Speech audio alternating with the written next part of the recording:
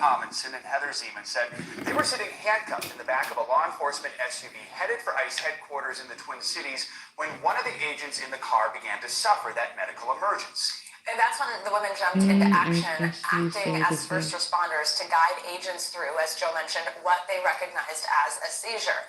Amundsen and Zeman were advised by their attorneys not to talk about why they were being held. But we know this incident happened in an area called Brooklyn Park. Well, the city of Brooklyn Park told our Twin Cities affiliate that 911 was called for a seizure in progress. That city, that suburb of Minneapolis, has been the site of recent immigration enforcement operations and anti-ICE operations as well as protests. Tippy and Heather join us now to talk more about this. Before we get started, we want to note NBC News did reach out to the Department of Homeland Security for comment on this story. We did not immediately hear back. Our affiliate CARE reached out last Friday. It has not yet heard back, but we do want to hear your account about what happened that day. Tippy, we should know this was last Thursday, a couple days before Alex Preddy was shot. That was on Saturday. Yeah. Start just by quickly walking us through the moments you first realized something was wrong. You say you were in that SUV, handcuffed, other agents were there. Then what did you notice? Well, we saw him. I saw him start to lean back, and then he said out loud, well, not really loud, very softly, that he was not feeling very well. And then his arms started to shake, and then Tippy jumped in. It became obviously aware to me, or I was very aware of the emergency situation that was happening, but the driver, the other ICE agent, and the other ICE agent behind us did not seem to be aware that it was happening and that it was an emergency. So I quickly asked them to pull over, uncuff me, and let me help him, because we could hear his tongue and the fluids in his mouth begin to sound like they were going to be aspirated into his body, and I was worried that he was going to stop breathing.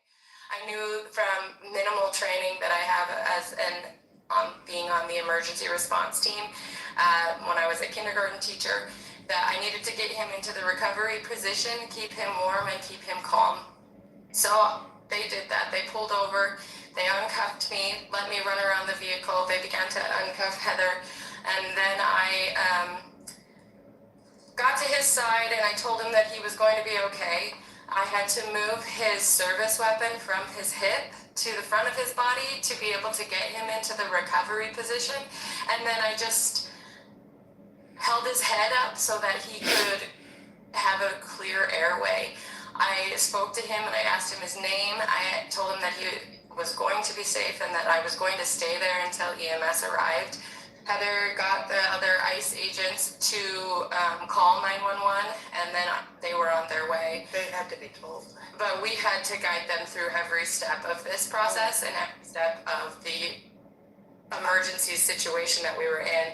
And they left their vehicle open. They left us with this incapacitated officer. They left us with his weapon. They left us in a situation where it just struck me that this is not how law enforcement should be conducting themselves and should be allowing detainees access to all of these things. And as I just stood there, finally coming aware of the situation, holding this man's head, looking around like, oh my goodness, this is all happening, number one, and that I'm holding this man's head and his fellow ICE agents would not do the same. They left for me. I had to grab a tactical vest to put under his head.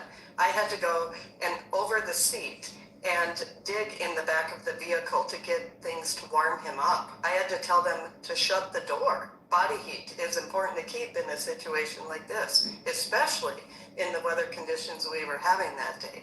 And we're doing all of this having just witnessed how Renee Good was treated, a mom just like us, a woman just like us, a couple weeks prior, not receiving the care that she should have received.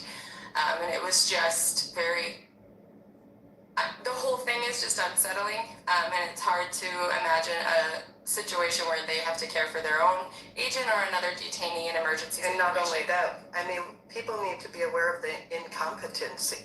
These agents couldn't have had basic training for emergency response. Tippy, And we and have Heather, minimal experience. also, on that note, I mean, what an account of what happened, but also what happened between you and these federal agents when this medical event was over? After you had given this person help when no one else even could have, what happened after?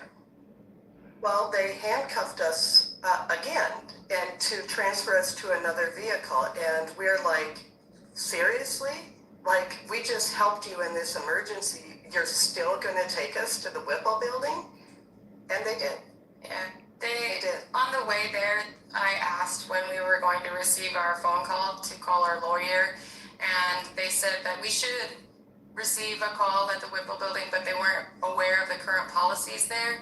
And then ultimately they asked if we had one lawyer we could call together, we could call from the car. So we were able to call somebody from the car, and they were already on their way coming to get us. Very quickly, to the best of your knowledge, have you been charged with anything at this point? Yes. Yeah, we have. We received citations in the Whipple building. We're not even confident in all of the numbers. This is not our world. This is. Well, you can't even read the citation. It's one of them triplicate forms. Yeah, but yes, we have legal counsel, a federal lawyer from here in Minnesota that is assisting us with that part of it, but we haven't heard anything yet. All right, Tippy Amundsen, Heather Zeman again. We have reached out to DHS for comment. We have not heard back yet. We appreciate you taking the time this morning to come on and share your experience. Thank you.